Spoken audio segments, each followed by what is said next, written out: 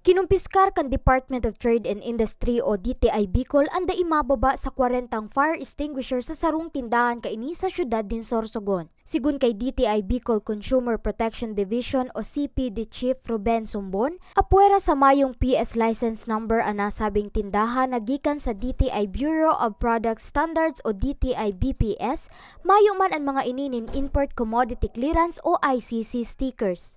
Iyak yung PS mark tapos ICC stickers. Nagagarantiya po yan na peak testing po yung kang Bureau of Philippine Standards ng DTI. So ibig sabihin, nakakasigurado kita, pag ikaw PS tapos ICC stickers, nakakasigurado kita kang quality and safety ka sa produkto. Kaya importante yung pungaray po yan.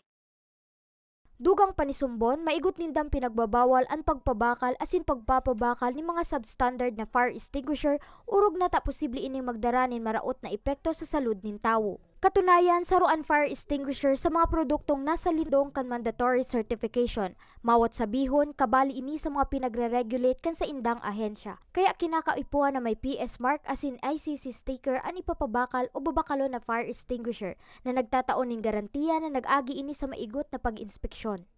Po ma'am, nagkakandak po ang Department of Trade and Industry and Enforcement tapos monitoring. Taga-Buspong probinsya yakang Bicol Region. So, nag-iikot po kita para po masyerto na ipapabakal ng mga produkto. Ikaw po kayo na PS tapos ICC stickers. Then po kita matukot po ma'am na ito kita mahidin dyan na nagpapabakal ng mga uncertified product.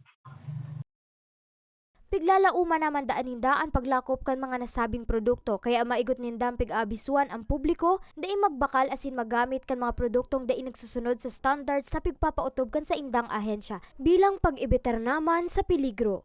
Liwat po ang sa mga pangapuda na sa mga publiko at mga consumers natin na kung sa mga produktong under mandatory certification, ito dapat kitong hitting utang PS tapos ICC sticker bago tabakalon. Kasi po yan na PS mark tapos ICC stickers, nagagarantiya po yan na nag-agi po yan sa tamang testing ng Department of Trade and Industry Bureau of Philippine Standards.